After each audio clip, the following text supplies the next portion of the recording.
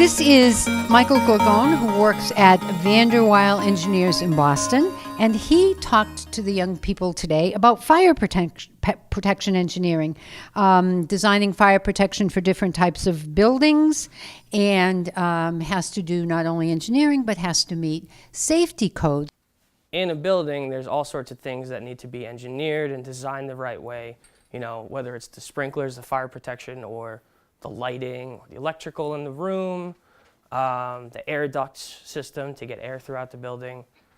They're all separate individual things that have to be designed by engineers, to work the right way, to meet the building codes and all the requirements. So our company, we work with the architects, and we have a bunch of different groups within our company that do the design for all these different systems. So I work in the fire protection group, and we design the sprinkler system that if there's a fire in here, the sprinkler goes off and the water puts out the fire. And obviously it tells you that there's a fire, where to go, to get out of the building, make sure no one is caught unaware in any kind of fire scenario. There's also a mechanical group that designs the HVAC system. There's an electrical group that does lighting, everything in the building. So when an architect wants to build a new building, they will come to us, and we will work with them to make sure that the building that they design meets all the building codes, does everything it needs to do, it's done the right way. We design the system in the building, and it's obviously built by like a contractor rather than people in our office. So when we go through the process of a building design, we'll work with the architect to develop the building, get everything together, and then eventually our finished product is a set of drawings. But basically, when you design a sprinkler system, obviously there's water in pipes above the ceiling that has to come out of the sprinklers if there's a fire. So we have to take into account the city water pressure, or we have to take into account how much water pressure there is, how much flow comes through the system out to the sprinklers to make sure that we have the correct amount of water coming out in the case of a fire. So we have to design the system from coming in the building, the lowest floor of the building. There'll be a water service that comes in. Since I can't really bring it with me, I brought a picture I can pass around. But if you guys take a look, so the water service comes into the building, and then this here is a valve system to keep the water from going back out into the street. So the water comes in, and then it gets distributed out to the building. We have to do calculations to make sure, as the water makes it all the way up here, that we account for how much pressure is lost as the water travels through the pipe. Do you guys know how a sprinkler works? How this here is going to put out a fire? Any idea? They have wax in there and they melt when it gets too hot. It's close. It's not wax, but it's close. It is from the heat of the fire is what's going to set off the sprinkler. So there's a couple of different kinds. These ones up in the ceiling here, it's actually metal. I brought one here that has metal in it too. But this is a piece of metal that, if you can imagine, the pipe at the end of this is full of water, and this is plugging it up so the water can't get out. And then if there's a fire, there's this piece of metal is soldered into the plug with a metal that melts at a pretty low temperature. So if there's a fire in this room under the sprinkler, the heat of the fire is going to rise up and melt the solder, which then makes this loose, and it pops out, and then the water comes out and puts out the fire. Does that make sense? The other way that... They don't just come on randomly. We don't No. have to worry about them coming on randomly. No, you don't have to worry about them coming on randomly. That's also kind of something in movies and TV shows. Yeah. You see that the sprinklers all just go off. That's what I was It's not a thing that happens in real life. What temperature does it have to, what temperature does it melt at? How hot does it have to get? So they make them that melt at different temperatures, but a standard one for like a regular classroom like this, it's about 155 degrees. So it's hot. It's hot, not like, you know, a hot day is going to melt it, but it's quick enough that a fire will make it go off, you know, within a minute or two of the fire starting.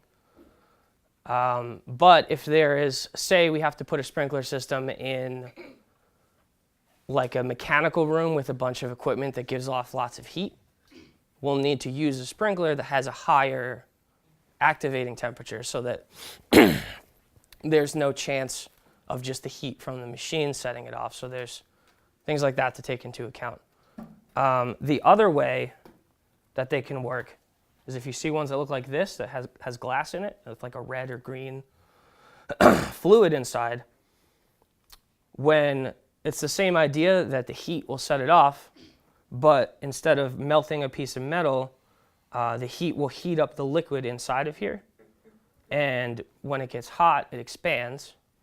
And then eventually these are designed to, the liquid will expand enough to break the glass at the same 155 degrees. So why is it so important to have sprinkler systems in buildings? The two main things that protect you from a fire in a building are the fire alarm and the sprinkler system. So the fire alarm system is designed to tell you that there's a fire. So the sprinkler system keeps the fire from getting too big so that the fire department can come and put it out. So if you've got your wastebasket and the sprinkler goes on, is that going to trigger them throughout the school or just where there's the fire? It only triggers it where there's the fire because what I was saying before, they're only set off by the heat of the fire. So they're not like, you know, electronically connected together or anything like that. It's a mechanical system. There's a sprinkler here and a sprinkler all the way up here. So the question is, are these going to go off at the same time? Say there's a fire right in the middle here. Which one do you guys think is going to go off first? The one that's closer to the fire. One that's closer to the fire. What do you think? The one that's lower down. The one that's lower down. So actually, it's kind of a trick because the heat from a fire is going to rise, right? And the smoke from the fire is very hot, and that's what is going to be what sets off the the sprinkler system. So say the smoke goes up here. Do you think it's going to want to go on this low ceiling or keep rising up here? It's going to keep rising. So it's going to go up here, and the smoke is going to collect up here. This is going to be all smoky, and this one is actually going to go off first. Trick question.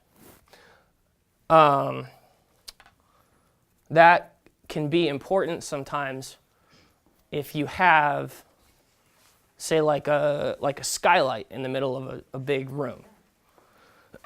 If you have sprinklers all at the low ceiling and then nothing up in the skylight, there's a potential that the smoke is all just going to go up there and it's going to collect there, and the fire is going to get too big before it reaches the sprinklers down lower. So when we have that kind of thing, we have to put sprinklers at the low ceiling and also up in the skylight, so that if the smoke all collects in the skylight, there's a sprinkler up there to go off and put out the fire. What about like inside theme park rides, like ones that use like fire inside them as a decoration inside the building? Like I know at Universal Studios, some of the places they use fire inside those. How do they stop that from getting set off during the rides going? So that is a good question.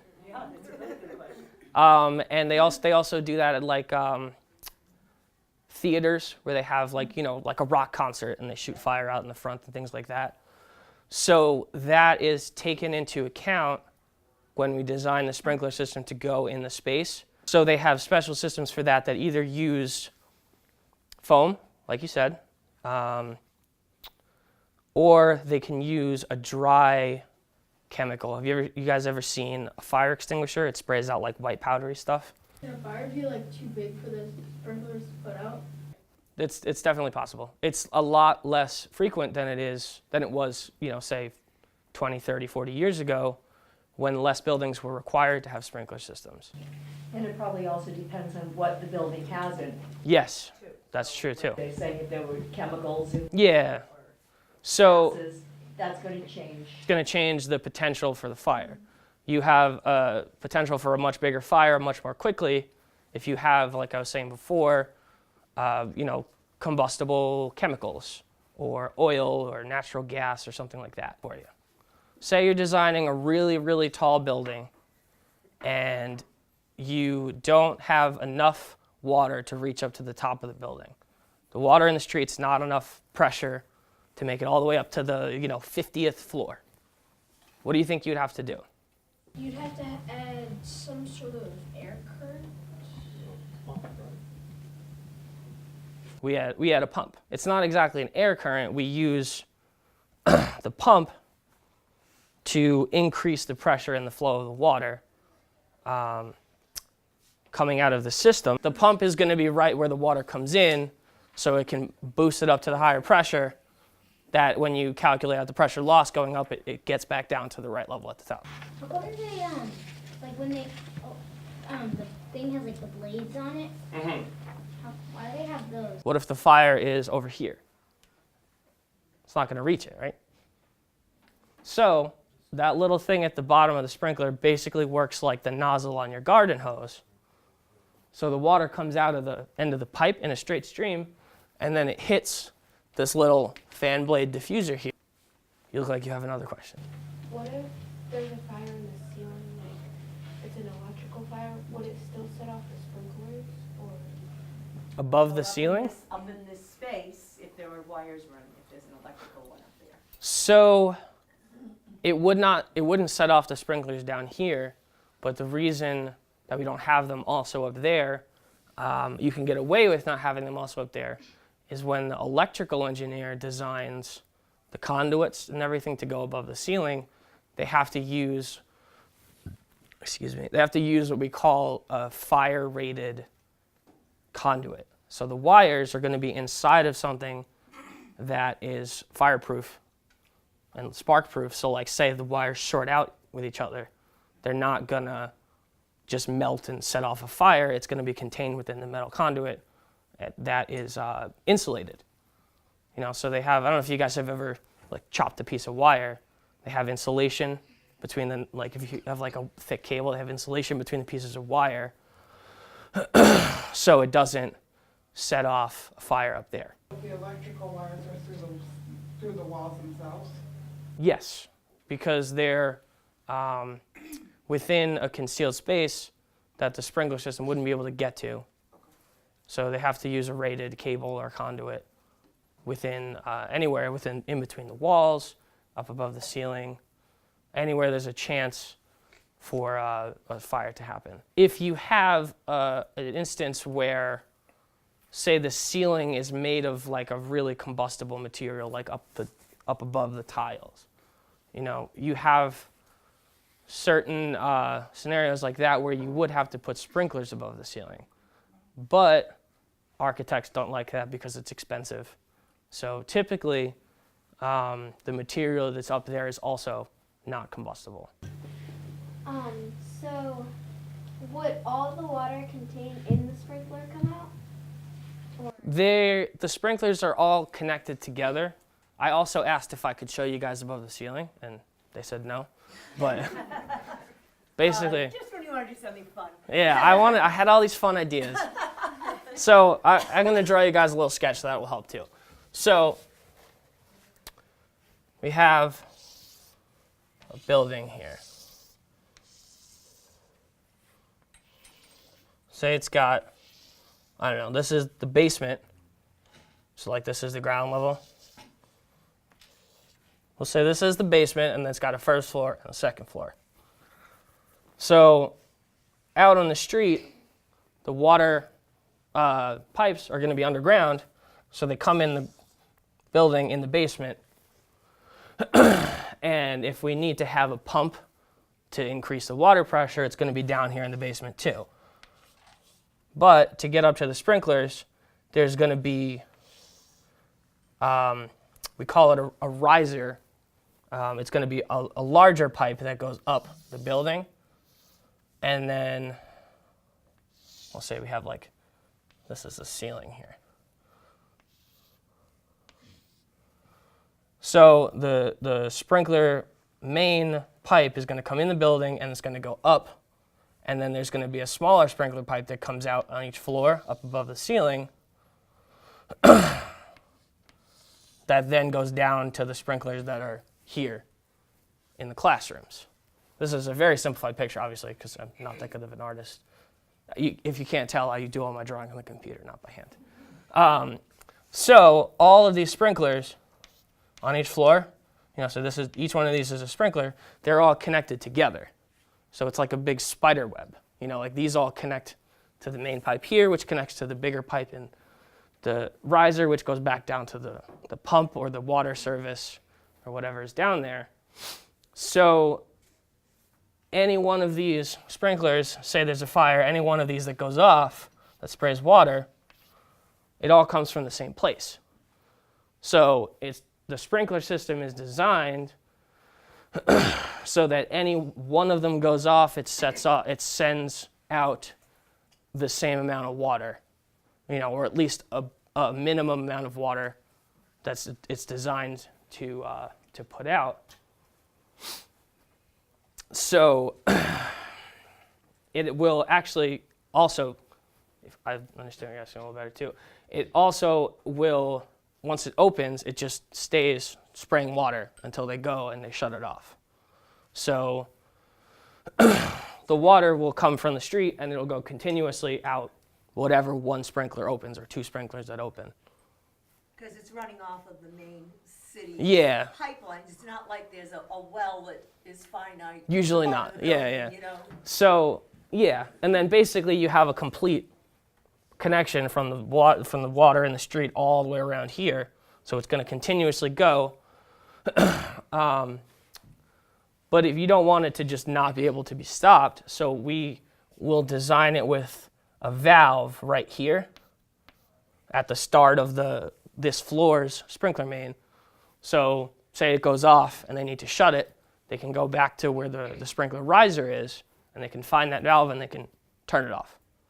So they can stop the water from coming out. And you'll also need to do that if, say, there's a leak or something and they need to fix it. They'll have to shut it off and go and work on the pipe and then turn it back on. Do you test them? You do test them. You have to test them. The way the test works is at the valve that's at the stairs, they also have an opening that's the equivalent of one of these sprinklers at the main valve in the stairs. So when they test it, instead of, this is a fixed thing, if they test it here, then they break this and they have to put a new one on. So the way they test it so they can repeatedly test it and not break anything is they have an opening at the valve that they can open and close a bunch of times. So they go to the valve in the stairs and they open the opening and they say, yes, water's coming out, it's the right amount of water, and then they close it back up again, So the reason you test it at the main thing out here is then that's the equivalent of any of these other ones going off. So they know that this whole floor, the sprinkler system still works. And there's rules in the building code. You have to test it every certain number of months just to make sure that it still works. Because this sprinkler system, it stays completely still. Water doesn't come out. Hopefully water never comes out because the building's not on fire. But since it isn't continuously operating, they have to do this monthly test to make sure it's still working if it's ever needed. Does Massachusetts have anywhere that allows dry systems? They do. That is a good point I could bring up too. So, another question for you guys. Say you need to have a sprinkler system somewhere where it gets below freezing, like a parking garage that doesn't have heat. What's the problem with having a bunch of pipes filled with water in a freezing cold parking garage? They're going to freeze. And then if they freeze, when water freezes, it expands and it breaks the pipes.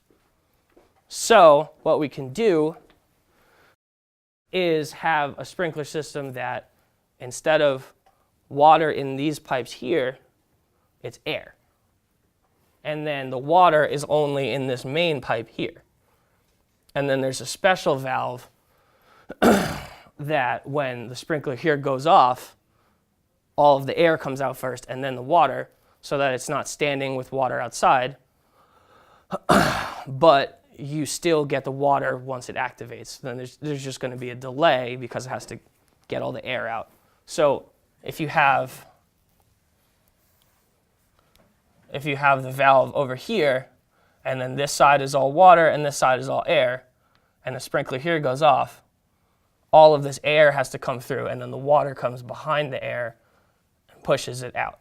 So the reason you would do that is if, say, in this room you have heat, but then this is like exposed to the outside, so there's the potential it could freeze. Will you have to, after a sprinkler is used, will you have to put in a new one, or can you refill it in a way? If this, say we broke this sprinkler, you would have to put a new sprinkler on there because it's a one-time, if there's a glass bulb on there and the glass breaks, you can't glue the glass back together, you have to get a new one. So if that happens, they don't replace all the pipes and everything, they just replace this one sprinkler. Or if there's a leak in the pipe above the ceiling, like I said, you can shut it off. They'll shut it off and they'll drain all the water out and they will fix the pipe or replace the sprinkler or whatever they need to do. And then they will put a new one in and then they will turn it back on and fill it back up with water. I also brought a couple of drawings that we have done that I printed out. If you're curious about what you actually do as an engineer, because I don't go and build sprinkler systems, I just design them and then a contractor builds them. So it may just look like a bunch of dots, but if you can imagine, this is the wing of a lab building at a college in North Carolina. So we have to design, where all of the sprinklers are going to go in the building, and based on the type of hazard that's in the room, whether it's just an empty classroom or it's full of gas or whatever, you have to space them out a certain amount so that you get the right amount of water coming through. So like say this was full of gas, you'd probably have more sprinklers in here to get more water coming out. And we also have to coordinate where those are with respect to, the lights and the HVAC diffusers, because obviously you can't put two things in the same spot, so you have to. We work that out as the design process goes on, so to make sure that the lighting engineers have their lights spaced out the right way, and also our sprinklers are spaced out the right way. So we design how fast it comes out and how much pressure it has, and then the water from the street will just continue that until it's shut off or whatever happens. So on that design that had those dots, is that what symbolizes where the sprinklers are? Yes. So we show it on the. What's the difference between an open dot and a closed dot? You have some that are solid black. Yeah. So Head type or? that is the head type.